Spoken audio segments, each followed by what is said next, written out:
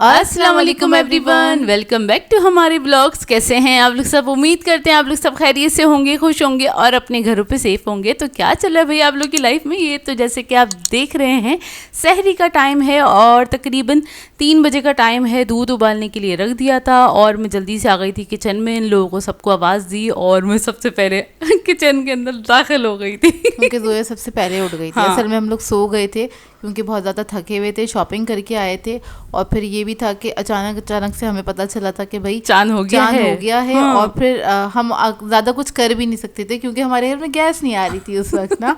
तो खैर हमारे कुछ काम रह गए थे। तो फिर खैर हम लोगों ने सोचा अब हम क्या करते हैं कि हम सो जाते हैं और फिर आराम से उठेंगे 3 बजे तक और उसके बाद बाकी की चीज़ें देखेंगे कि क्या करना है क्या नहीं करना है। तो भाई नए तवे का आगाज़ हमारा हो गया था और उसके बाद फिर अच्छा आटा गूंदा हुआ नहीं था तो फिर ना हमने जल्दी से अपने पराठे निकाले जो कि हमने फ्रीज़ करके रखे थे। यही आसानी होती है ये वाली चीज़ें बना के रख दो ना कि अगर आपको इमरजेंसी में चाहिए ना तो फटाफट से आपके सामने ना चीज़ हाजिर हो जाती है।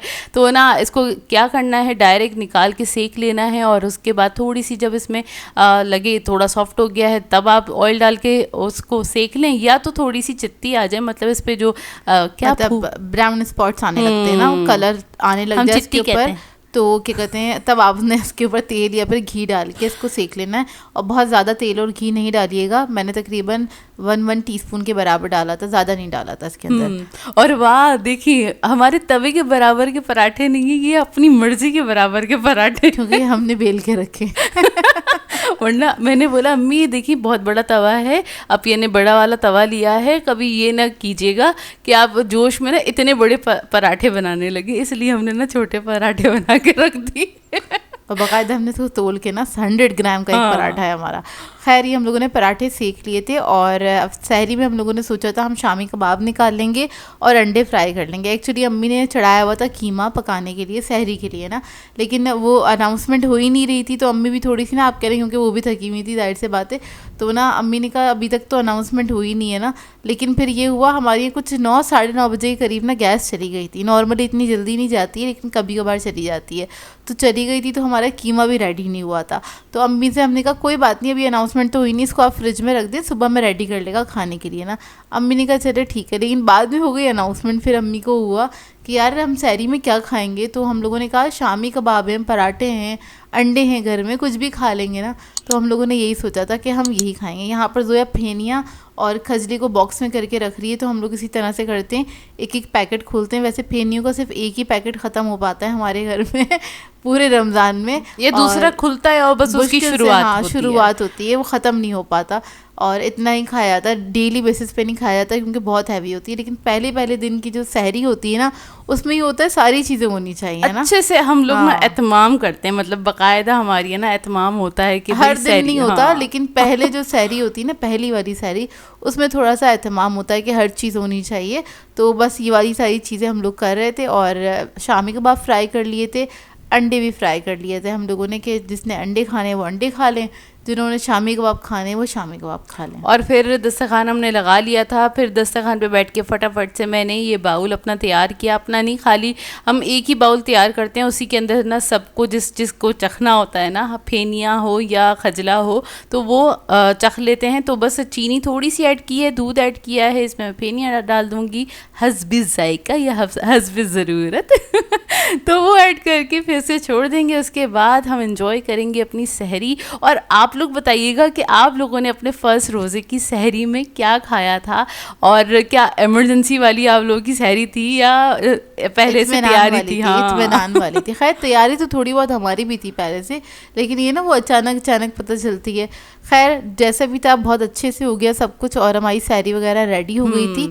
और हमारी आदत है हम एंड टाइम तक बैठ के नहीं खा रहे होते, हमेशा टाइम से पहले ही ना हम अपनी सहरी को फिनिश कर लेते हैं ताकि फिर वो नमाज़ पढ़ने में मुश्किल होती है। मतलब आप एकदम पेट भर के खा के ना नमाज नहीं पढ़ सकते। तो हमारी कोशिश होती है हम 1 घंटे पहले ही ना जो भी खाना वगैरह है ना अपना से फ्री हो जाए, तीत ब्रश कर लें और फारिग होकर बैठ जाए। जिसने पानी पीना है वो पानी पी लें। फिर हम आराम से फिर पानी पीते रहते हैं। वो तो आप लोगों ने देखा होगा ना, बहुत सारे मीम्स आते हैं कि गैलन भर के पानी, लेकिन गैलन नहीं पीते, मतलब 1-1.5 गिलास इससे ज़्यादा पिया भी नहीं जाता और पी लेंगे तो फिर प्रॉब्लम हो जाएगी, पेट फट जाए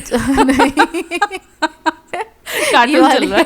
कार्टून चल रहा है। जोए के दिमाग में वैसे कार्टून ज्यादा चल रहे होते हैं ना। हाँ। और किसके दिमाग में चलते कार्टून मुझे बताइएगा। हाँ, बहुत सारे लोग ना समझ भी चुके होंगे मेरे ये वाले जो जोक्स है ना, अक्सर ना जो इंस्टाग्राम पे फॉलो करते होंगे वो समझते भी होंगे, क्योंकि अक्सर मैं इस तरह की स्टोरीज वगैरह लगाती रहती हूँ जिसमें बहुत सारे लोग एंजॉय करते हैं और फिर मुझे कमेंट करके या रिप्लाई भी कर रहे होते हैं। अच्छा खैर, हमारी सहरी हो गई थी और लास्ट में हमारी बस फेनियाँ थी, वो खाई और फिर चाय पी। चाय तो मस्ट है, हम लाजमी चाय पीते हैं, चाय को हम स्किप नहीं कर सकते, कभी भी नहीं कर सकते। चाय के बगैर इनकम्प्लीट है हमारी हाँ। सहरी ना, क्योंकि हम लोगों को आदत है चाय पीने की ना। सर में दर्द हो जाता है अगर हम चाय नहीं पियेंगे एक सहरी में। और अफ्तार टाइम पे भी हमें चाय चाहिए होती है, मतलब अफ्तार के टाइम पे नहीं, अफ्तार करने के बाद मतलब नमाज से फारिग हो जाए उसके बाद आराम से सुकून से, लेकिन चाय ज़रूर चाहिए होती है और वो मस्ट है ना, उसके बगैर हमारा कोई गुजारा नहीं होता। वाकई में, क्योंकि हमारा ना दिमाग ठिकाने पे नहीं आता, हम ना टुन टुन रहते हैं, तो हमें अपने आप को जगाना होता है। नींद में रहते हैं, अपने आप को जगाने के लिए टुन टुन मतलब नींद में रहते हैं हम, और अपने आप को जगाने के लिए हम चाय पीते हैं। अच्छा खैर, उसके बाद ये हुआ था कि हम भाई दोबारा से सो गए थे क्योंकि हम बहुत थके हुए थे, जाहिर है नमाज वगैरह पढ़ी और फिर उसके बाद हम सो गए थे। दोपहर में उठे थे, मैं सच्ची बता रही हूँ, मैं ये नहीं झूठ नहीं बोलूँगी कि हम जल्दी उठे थे। हम 1 बजे के करीब हम उठे थे, नमाज वगैरह से फारिग हुए, फिर हम चले गए थे किचन में। तकरीबन 3 बजे के वक्त हम गए थे और थोड़ी थोड़ी करके हमने तैयारी स्टार्ट कर दी थी, क्योंकि फ़र्स्ट इफ्तार में ना ज़रा अच्छे से इत्माम करते हैं हम लोग, और यूँ करते हैं कि ना भाई भी घर में होते हैं, आराम से ना मतलब इफ्तार वगैरह करके फिर वो जाते हैं ऑफिस दोबारा से। हाँ ऐसे ही होता है, तो इस वजह से थोड़ी ना ज़्यादा आप कह रहे हैं तैयारी होती है, तो हम इसलिए जल्दी आ गए थे किचन में, क्योंकि हमें ये था हमें 1-2 चीज़ें बनानी थी। नॉर्मली हम बना नहीं रहे होते, लेकिन आज हमें बनानी भी थी। तो खैर यहाँ पर अच्छा मैंने ना दही बड़ों को निकाल लिया था, दही बड़ों ने बड़ों को निकाल लिया था। ये माश की दाल के बड़े हैं जो कि फ्रीज़ हुए हुए थे, मैंने कुछ ये 15-20 दिन पहले बनाए थे, तो मैंने सोचा था पहले दिन यही निकाल लूँगी क्योंकि ये काफ़ी पुराने बने हुए ना। ये वो वाले दही बड़े हैं जो आप लोगों ने वीडियो भी देखी होगी, फ्रिस्को के दही बड़े जो अपिया ने बनाने बताए थे। तो ये इसकी रेसिपी मैं ना एक काम करूँगी, डिस्क्रिप्शन बॉक्स में ऐड कर दूँगी ताकि आप लोग देख सकें, मतलब उसका लिंक ऐड कर देंगे। और उसके अलावा यहाँ पे दूध उबाल रहे थे। असल में हमें सहरी के टाइम के लिए चाहिए था दही, लेकिन ना ऑब्वियसली आप लोग इस बार ना मैंने सोचा है कि दही ना मैं घर में ही जमाऊंगी, और क्योंकि वैसे ही बहुत महंगा मिलता है दही, दूसरा ये कि दही बहुत खट्टा मिलता है, गला ख़राब हो जाता है, तो बेस्ट ये है कि घर में ही जमा लिया जाए। तो इसकी हम तैयारी कर रहे थे, तो हम लोगों ने, क्योंकि शाम से आप करके रखेंगे उसको, कुछ 8 घंटे चाहिए होते सेट होने के लिए, सहरी में चाहिए तो आप शाम से ही उसको जमाने के लिए रख दें। तो दूध वगैरह हम लोगों ने बॉईल कर लिया था। यहाँ पर जोया सैलड की प्रिपरेशन कर रही है, और उसके अंदर जोया ने मैक्रोनी बॉईल कर ली है, और इसके अलावा छोलों का एक पैकेट निकाल लिया है जिसमें 1 कप मतलब छोले हैं, और इसके अलावा जो मैक्रोनी मैंने बॉईल की थी वो आधा कप ली थी, बस उसको थोड़ा सा नमक डाल के उसे बॉईल कर लिया था। और यहाँ पे अपिया तरबूज कट करने बैठ गई थी, क्योंकि और बाकी हम फ्रूट्स नहीं लाए थे, वही बहुत एक्सपेंसिव हुए। नहीं, हम लोगों का मूड भी नहीं था लेने के लिए, ना ही हम गए लेने के लिए ना, मतलब लेने जाते तो लेकर ही आते, तो हम गए नहीं थे। हमने ये सोचा था हम स्टार्टिंग में ना तरबूज वगैरह ले आएंगे, क्योंकि तरबूज ना रुक जाते हैं और वो ख़राब नहीं होते। तो फिर हम लोगों ने यही सोचा था, हम क्योंकि कोई एक फ्रूट चाहिए होता है आपको ना, लाजमी चाहिए होता है, तो तरबूज कट कर लेंगे, क्योंकि तरबूज हम ज़्यादा शौक से खाते हैं। और ये आप समझ लें इस सीज़न का पहला तरबूज है जो कि पहले रोज़े को कटाएगा। और इसको हमने जल्दी काट के रख दिया था फ्रिज में, क्योंकि तरबूज ठंडा ठंडा अच्छा लगता है, और इसको रख दिया था। दही बड़ों को मुझे रखना था। अच्छा, दही बड़ों में मैंने क्या किया था, पहले टैप वाटर डाला था, उसके बाद मैंने पानी गर्म करने के लिए रखा केटल में। जितने पानी गर्म हुआ ना, उसके बाद मैंने जो टैप वाटर डाला हुआ था वो मैंने फेंक दिया था इसमें से, क्योंकि फ्रीज़ हुआ था ये, और मुझे इसको जल्दी सेट करना था, क्योंकि दही बड़े थोड़े रचे हुए अच्छे लगते हैं ना। फिर मैंने इसके अंदर गर्म पानी डाला। गर्म पानी डालने से क्या हुआ, इसको मुश्किल से 10 से 12 मिनट लगे, ये सॉफ्ट हो गया, अच्छे से सॉफ्ट हो गए। मतलब जितनी देर में अपने तरबूज काटा है ना, मुश्किल से 12 मिनट लगे होंगे, मुश्किल से 12 या 15 मिनट लगे होंगे। इतनी देर में ये पूरा फूल चुके थे, और फिर अपिया ने फटाफट से इसको निचोड़ के डिश में सेट किया और दही फेंटने लगी थी। दही अपिया आधा किलो लिया था, कितना लिया था? ये तकरीबन 2.5 पाव के बराबर दही था, लेकिन ये फुल्कियाँ जो थी ना मैंने इसमें से निकाल ली थी, बहुत ज़्यादा थी, और मतलब जितनी क्वांटिटी है ना इन फुल्कियों की, तकरीबन 1 किलो दही के हिसाब से होनी चाहिए थी। बाद में मैंने और दही मंगा के ऐड कर दी थी फुल्कियाँ भी, लेकिन अभी मैंने निकालनी थी, इसमें से अलग बाउल में करके रख दी थी। और उसके बाद ये दही मैंने इसके ऊपर डाल दिया ताकि ये सेट हो जाए, रच जाए ना। और दही इसके अंदर में मैंने दही में क्योंकि हम लोग मीठे दही बड़े खाते हैं तो चीनी और नमक ऐड किया था। चीनी अच्छी क्वांटिटी में ऐड की थी और नमक उसी के हिसाब से, मतलब 2 टेबलस्पून मैंने चीनी ऐड की थी तो 1 टीस्पून मैंने नमक ऐड किया था। अब इसको क्या करेंगे, थोड़ा सा हम ये देखें, ये वाली जो फुल्कियाँ हैं इसको मैंने हटा दिया था क्योंकि उसके हिसाब से दही कम था। मैंने कहा बाद में आ जाएगा तो ऐड कर दूँगी। अच्छा खैर, इस फुल्कियों को मैंने इस तरह से थोड़ा सा प्रेस कर दिया ताकि दही इसके अंदर तक चला जाए। अब इसको हम रख देंगे फ्रिज के अंदर ताकि सेट हो जाए, क्योंकि ये तकरीबन मैंने 4 बजे के करीब ना इसको सेट करके रख दिया था। फिर ये भी होता है कि बीच में नमाज भी पढ़नी होती है और रेगुलर काम नहीं कर रहे होते, लेकिन स्टार्ट हम लोगों ने कर दिया था ना, जल्दी स्टार्ट कर दिया था ताकि कोई भी चीज़ ना रहे नहीं, क्योंकि पहला रोज़ा जो होता है ना इतना टाइम का अंदाज़ा नहीं होता, आपको 1-2 दिन के बाद ज़रा टाइम मैनेजमेंट अच्छे से होने लग जाती है, आदत हो जाती है और अच्छे तरीके से, और टाइम का बिल्कुल अच्छे से अंदाज़ा हो जाता है, फिक्स टाइमिंग पे चल रहे होते हैं। अच्छा, ये अब या कीमा काट रही हैं, जो कीमा काट नहीं रही, कीमा बना रही हूँ मैं, और ये चिकन का कीमा बना रही हूँ। मुझे चाहिए था चिकन का कीमा और वो मैं लेना भूल गई थी क्योंकि मुझे फरमाइश आई हुई थी कि पहले रोज़े को खाना है अरबी पराठा, तो उसके लिए मुझे कीमे की ज़रूरत थी। तो मैंने क्या करा, एक ब्रेस्ट पीस लिया, उसको कट किया और उसको बस मैं कीमा बनाने के लिए खड़ी हो गई, जैसे कि कसाई लोग बनाते हैं। ये मैं काम मैं मशीन में भी कर सकती थी, लेकिन मशीन में ना बहुत ज़्यादा पेस्टी हो जाता है, तो मुझे ना छोटे छोटे से जो आप पहले चंक्स होते हैं ना वो चाहिए थे, लेकिन बारीक चंक्स चाहिए थे। तो मैंने उन्हीं की तरह उनको फॉलो करते हुए और उनको कॉपी करते हुए मैंने क्या करा, उसी तरह से कीमा बनाया। तो चापड़ ले लेती, इससे बेहतर है ना, उससे ज़्यादा अच्छा होता है। नहीं, मेरी नाइफ ज़्यादा शार्प थी। अच्छा खैर, फिर उसके बाद मैं अपिया वहाँ पे लगी हुई थी, काम थोड़ा सा कर रही थी। उसके बाद मैं इधर आ गई थी सैलेड बनाने के लिए कि मैं इसकी एटलीस्ट इसकी ना वेजिटेबल कट करके रख दूँ, क्योंकि सैलेड तो एंड मोमेंट पे भी ना मिक्स करके रख दी जाती है, उसमें कोई इशू नहीं होता। तो इसकी सिर्फ सैलेड कट करने में टाइम लगता है। तो सैलेड ना हम लाजमी, आप लोग जब से फॉलो अगर कर रहे होंगे, अगर 3 साल से फॉलो कर रहे हैं तो आप लोगों को आइडिया होगा ही, हर साल हम सैलेड लाजमी ऐड करते हैं अपनी इफ्तार में, क्योंकि बहुत ज़रूरी है। क्योंकि वैसे ही हम ना इफ्तार में, रोज़े में अपनी ना सैलेड को ना बिल्कुल इग्नोर कर देते हैं, तो ज़रूर ऐड किया करें। हम आम दिनों में रेगुलर सैलेड नहीं खाते हैं, लेकिन रमज़ान में सैलेड के बगैर हमारी जो अफ्तार का दस्तरखान है ना वो अधूरा होता है। जी, मतलब नहीं, अब्बू भी मिस करते हैं, और कभी हम ना बना सकें, कभी ऐसा होता है कि ना बना सकें तो अब्बू कहते हैं भैया आज सैलेड क्यों नहीं बनाई है। नहीं, ये जो हमारा ये सैलेड ऐड करने का जो मोटिव है ना, वो ये है, पूरे टाइम जैसे पूरा साल जो चल रहा होता है तो हम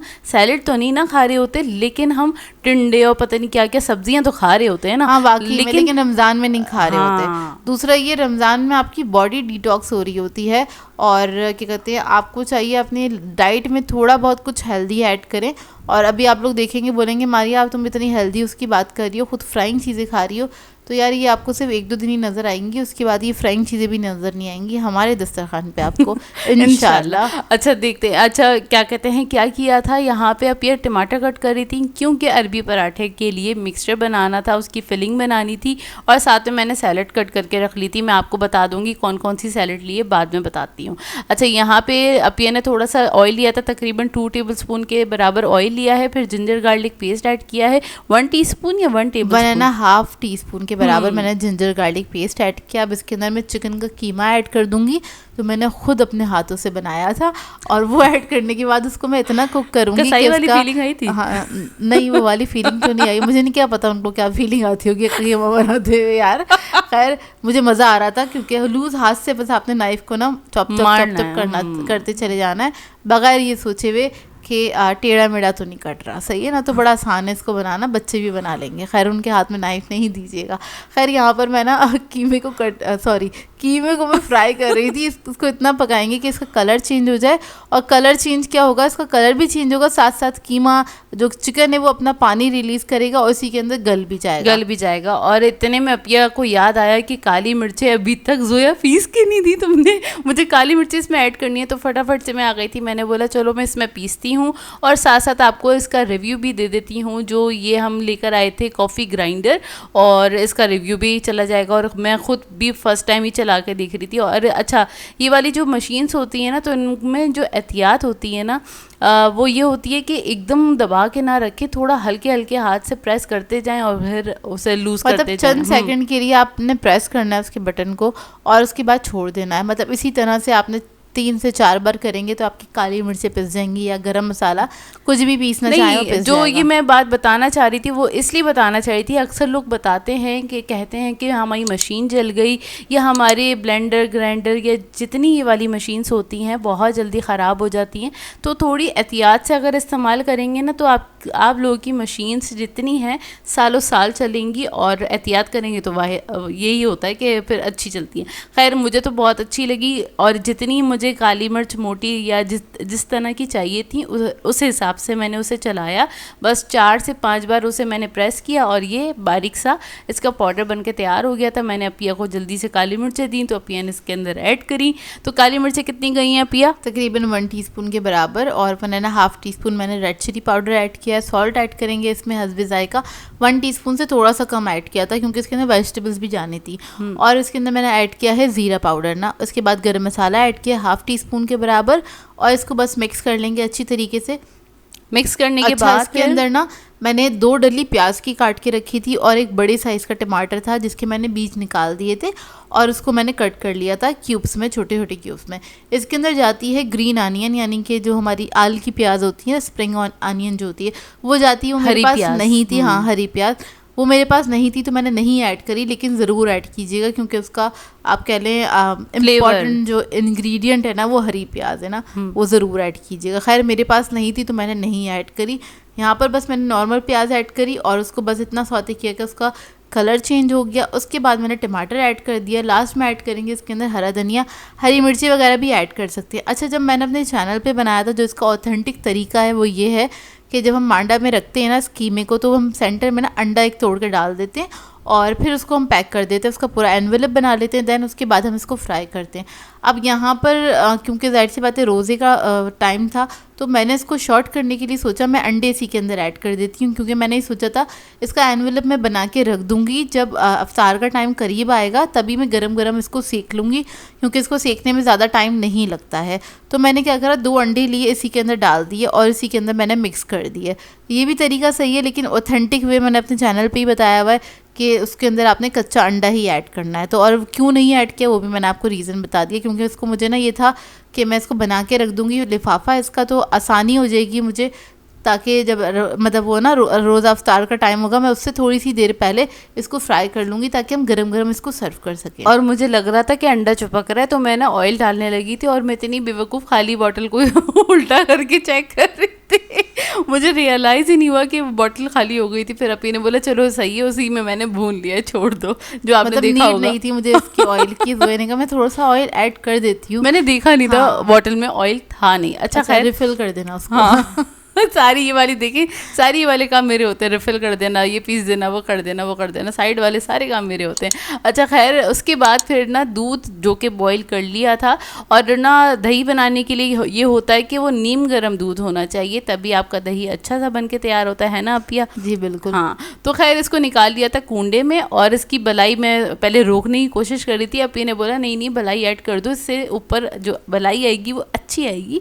तो फिर हमने वो पूरी की पूरी बलाई भी एक तो बलाई ऐड कर दी, मैंने कहा वो कर दो, कोई मसला नहीं है, इससे कोई दही जमाने में कोई फ़र्क नहीं पड़ेगा। अच्छा, इसके लिए हम लोग यूज़ कर रहे थे, फर्स्ट टाइम मैं ये वाला दही यूज़ कर रही थी नेस्ले का। मुझे ये था कि दही जो बने वो मीठा बन के तैयार हो, क्योंकि ये वाला जो दही होता है वो थोड़ा सा मीठा होता है ना, और हम लोगों को खट्टा दही नहीं पसंद, उससे गला बहुत जल्दी ख़राब होता है हमारा। तो इस वजह से मैंने नेस्ले वाला दही ले लिया था, और मैंने लिया है तकरीबन आप कह रहे हैं 2.5 टेबल स्पून के बराबर। ज़रा अच्छी क्वांटिटी में लिया था क्योंकि मुझे ये था ये पता नहीं जमेगा कि नहीं जमेगा, इसलिए ज़्यादा लिया था, नहीं तो 1 टेबल स्पून इनफ होता है। इसके अंदर मैंने थोड़ा सा दूध ऐड किया है और उसके बाद इसको मैंने मिक्स कर लिया अच्छी तरीके से। आपने मिक्स कर लेना, थोड़ा सा और ऐड करूँगी दूध, तकरीबन 2 टेबल स्पून के बराबर, और बाद में मैंने ऐड कर दिया था ऑफ कैमरा, और उसके बाद इसको मिक्स कर लिया अच्छी तरीके से। अभी जितना भी हमारा दही है जो दूध में मिक्स हुआ है वो हम ऐड कर देंगे डायरेक्टली उसके अंदर, दूध के अंदर। लेकिन पहले मैंने चेक कर लिया था कि ये कितना गर्म है। अच्छा, दूध जो है वो इतना गर्म होना चाहिए कि आपकी जो फिंगर है वो बर्दाश्त कर सके गर्माहट उसकी, जब लेकिन गर्म होना चाहिए, ठंडे पतीले में नहीं डालना है आपने इसको। और अगर आपको इसकी बहुत अच्छी भलाई चाहिए ना, तो आपने क्या करना है, कूंडे में जब आप निकाल लेना दूध को, तो आपने ना वो जो डोइनी होती है, जो दूध वालों के पास भी होती है, वो लेनी है, या फिर आप लोगों के घर में भी होगी जिससे चाय उछालते हैं ना ऐसे करके, वैसे वाला करना है आपने कि उसके अंदर से ना दूध को आपने ऊपर से जोर से उछाल देना है, या फिर किसी कप से भी कर सकते हैं। उससे क्या होगा, ऊपर जो झाग बन जाते हैं ना, जब आप दही वगैरह मिक्स कर देंगे ना इसके अंदर, तो वो जो झाग जो होते हैं ना, उसकी वजह से मलाई ऊपर अच्छी जम के तैयार होती है और ड्राई जमती है। नहीं तो ज़रा मलाई थोड़ी गीली गीली जमती है। इधर हमारे पास टाइम नहीं था तो हमने उसको जमाने के लिए रख दिया था। यहाँ पर मैंने ले ली है मांडा, और क्या कहते हैं, ये साबुत मिल जाती है बहुत इजीली, हमने हुसैनाबाद से ही ली थी। इसके ऊपर मैंने एक पीस रख दिया है क्योंकि मांडा बहुत थिन होती है ये वाली, ताकि सिक्योर है। और बस इसका हम एनवेलप बना लेंगे।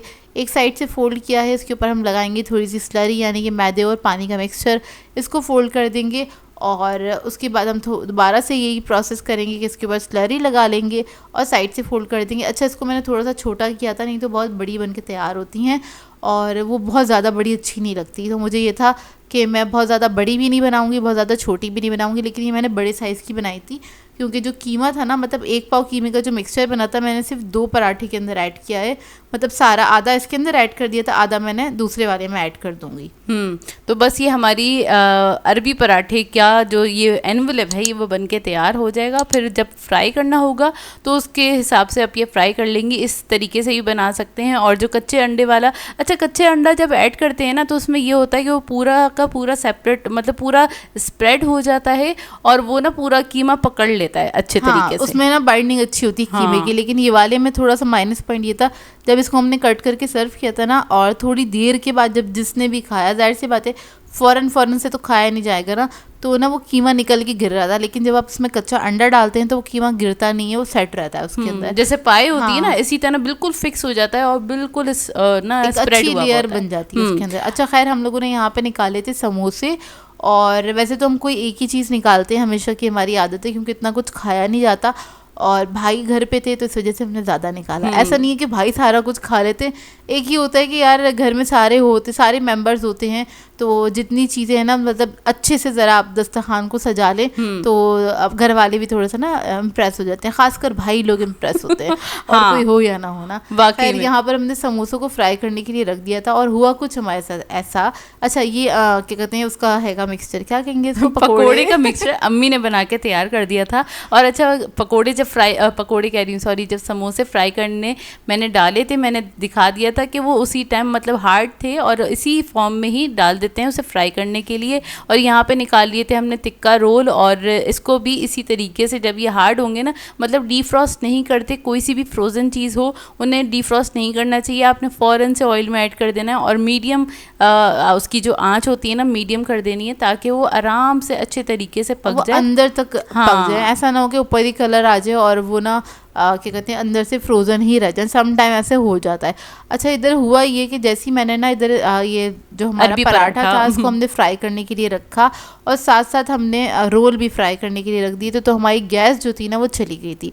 चली नहीं गई थी उस टाइम पे ना, ये हुआ था हल्की होने स्टार्ट हुई, ऐसा लग रहा था कोई ना आहिस्ता आहिस्ता से ना गैस को हल्का कर रहा है, इस तरह से हमें फील हो रहा था। बहुत स्लो हल्की होते होते चली गई थी। और ना ये फ्राइंग का जो टाइम होता है ना, हम लोग हमेशा लास्ट में रखते हैं, मतलब लास्ट का जो 1 आवर होता है ना, उस 1 आवर नहीं, अब मुश्किल मतलब इस वक्त तो जाहिर सी बात है, हमने स्टार्ट जब किया था तो 1 आवर था हमारे पास कि हाँ हमारी फ्राइंग सारी कंप्लीट हो जाएगी।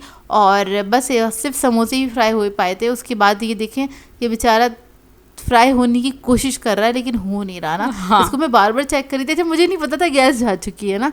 और फिर मैंने ज़ोया को कहा, मैंने कहा ज़ोया इतनी हल्की आँच हो गई है और ये फ्राई भी नहीं हुए हमारे रोल ना, और इसके ये ना ऑयल पीना स्टार्ट कर देंगे ना, क्योंकि ये ना कढ़ाई में नीचे बैठ चुके थे और हमें ये था कि यार ये तो पूरे ऑयली हो जाएंगे, अंदर तक ऑयल चला जाएगा भी नहीं ना। हाँ, कोई भी नहीं खाएगा, वेस्ट ना हो जाए। तो ना फटाफट इसी स्टेज पे हमने इसको निकाला और निकालने के बाद क्योंकि ज़ाहिर ही ऑयल में तो लथपथ हुए हुए थे, तो हमने ना इसको फटाफट से एयर फ्राई में रख दिया और 180 डिग्री पे मैंने रख दिया था, तकरीबन 12 मिनट के लिए रख दिया था कि ना ये अच्छे तरीके से, इस पर कलर तो आ जाए, ये थोड़े क्रिस्पी तो हो जाए। तो ना खैर उसे तो रख के मैंने छोड़ दिया था, और यहाँ पे मैं आ गई थी फटाफट से सैलेड बनाने के लिए। और क्योंकि बिल्कुल लास्ट का बस टाइम चल रहा था, कुछ आधा घंटा रह गया था इस टाइम पे। तो अच्छा, इसके लिए क्या किया है, मैंने दही लिया है तकरीबन टेबल स्पून में बोलेंगे तो तकरीबन 4 टेबल स्पून के बराबर दही लिया है। इसमें मेयोनेज़ ऐड करूँगी 2 टेबल स्पून के बराबर।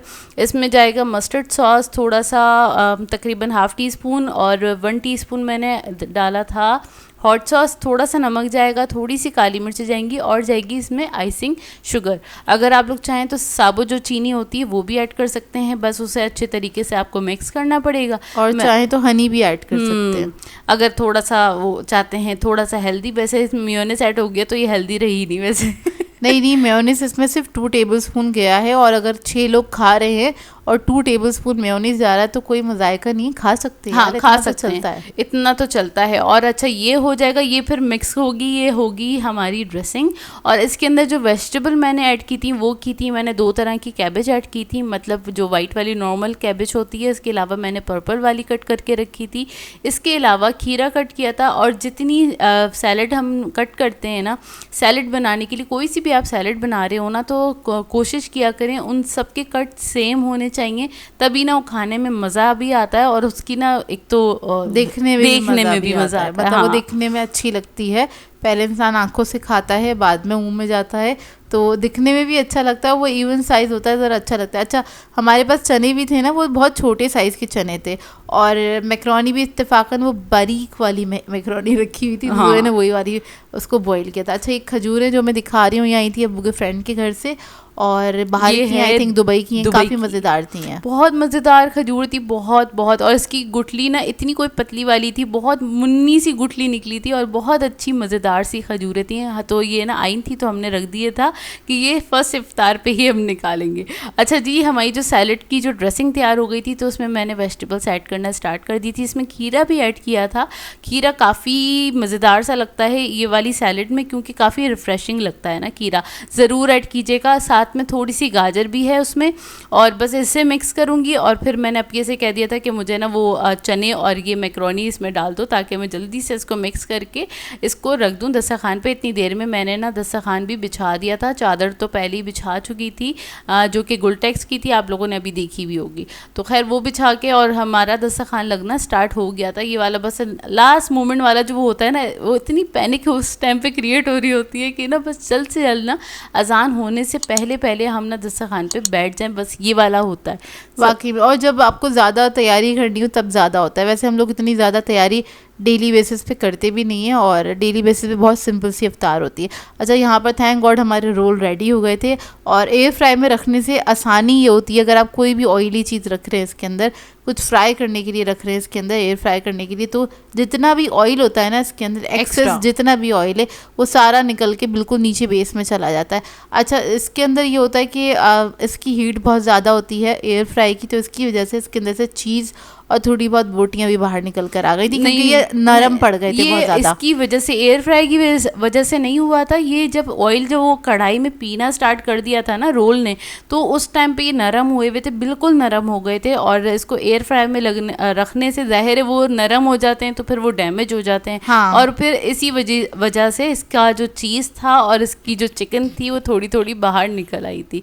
अच्छा, खैर अच्छे हो गए थे, काफ़ी ना क्रिस्पी हो गए थे, मतलब लग नहीं रहा था कि फ्राई नहीं हुए हुए हैं, अच्छे क्रिस्पी हो जाते हैं। अच्छा, लास्ट मोमेंट पे ना मैंने जाके गैस चेक करी तो गैस आ रही थी, और उस वक्त मैंने एक ही पराठा किया था, दूसरा पराठा मैंने जल्दी से उसको फ्राई करने के लिए रखा, और उसके बाद फिर मैंने ना पकौड़ों का एक बैच डाल दिया था। मैंने कहा जितने दस्तरखान लगेगा, अजान होगी, उतने ये एक बैच तो हो ही जाएगा ना। तो फिर मैंने वो ऐड कर दिया था ताकि दस्तरखान पे मैं पकौड़े भी सर्व कर सकूँ ना, क्योंकि पकौड़े जो है ना हमारे घर में भाई खाते हैं शौक से, हम में से कोई भी नहीं खाता शौक से, मतलब हमारे यहाँ डेली बेसिस पे पकोड़े भी नहीं बनते, तो वो भी हमारे यहाँ ना बहुत कम कम बनते हैं, मतलब कहीं भी इफ्तारी वगैरह भेजनी हो तब बन जाते हैं, और या फिर आप कह लें हफ्ते में शायद एक बार, इससे ज़्यादा नहीं बनते हमारे यहाँ पकोड़े। अच्छा, खैर उसके बाद मैं फटाफट से आ गई थी, लास्ट 5 मिनट रह गए थे बस अजान होने में, तो ना फटाफट से मैंने शरबत तैयार कर लिए थे, 2 तरह के शरबत बना लिए थे, रूह अफ़ज़ा बना लिया था, और लीची जो पाकोला मैंने दिखाया था ना लास्ट आपको, तो वो बना लिया था, काफ़ी मज़ेदार सा बन के तैयार हुआ था। और इसका आप देख रहे होंगे कि पहले से इसका पानी क्यों ऐसा है, तो इसमें पहले से मैंने आइसिंग शुगर मिला के फटाफट से घोल दिया था, क्योंकि ना साबुत चीनी को रिजॉल्व करने का टाइम बिल्कुल भी नहीं था। और बस हमारा लग गया था दस्तरखान, माशाल्लाह माशाल्लाह से बहुत बेहतरीन सी हमारी इफ्तार हो गई थी। और एंड मोमेंट पे हमारी जो गैस आई है ना, हमारे पकोड़े भी रेडी हो गए थे। और पता है क्या हुआ था कि ना 20 मिनट तक हमारी गैस चली गई थी, मतलब जो मेन टाइम होता है ना फ्राइंग वाला और सारे काम करने वाला, मतलब पता नहीं क्या टाइम होता है वो ना। और अफ्तार के टाइम पे मेरा नहीं ख्याल जानी चाहिए गैस ना। खैर चली गई थी, अब क्या कह सकते हैं हम इन लोगों को ना, हम सिर्फ सोच सकते हैं, कुछ बोल नहीं सकते। बोल नहीं सकते। हाँ। खैर हमारी जब इफ्तार स्टार्ट हुई तो हमने अपनी मतलब रोज़ा खोलने के बाद जो हमारा सबसे पहला वाला अगर मील होता है ना, अगर तरबूज कटा हुआ है तो हम लोग सबसे पहले तरबूज खाते हैं, जो कि काफ़ी बहुत मज़ेदार, ज़्यादा तकवीयत पहुँचाता है और वो अच्छा भी लगता है इस वजह से भी ना। और फिर मैंने बोला चलो हम अपना अरबी पराठा एंजॉय करें, लेकिन इस टाइम पे इतना खौलता हुआ था, बहुत गर्म था, तो फिर मैंने बोला चलो हम पहले रोल खाते हैं, जो कि यार बहुत मज़ेदार बन के तैयार हुए थे। आप लोगों ने इसकी रेसिपी देखी ही होगी। Tikka chicken cheese tikka roll है ये, जो कि काफ़ी अच्छे मज़ेदार से बने हुए थे। भाई को भी पसंद आया। हाँ, इसका फ्लेवर बहुत अच्छा था। और दूसरा ये एयर फ्राई में रखने के बाद अच्छे क्रिस्पी हो गए थे और बड़े मज़ेदार क्रिस्पी थे। अच्छा, एयर फ्राई में ना आप कोई भी चीज़ बेक करते हैं ना, तो उसमें ये भी होता है कि बहुत देर तक क्रिस्पी रहती है। मतलब हम लोग खाली समोसे भी उसके अंदर बेक करते हैं तो वो भी काफ़ी अच्छी और क्रिस्पी रहते हैं समोसे ना।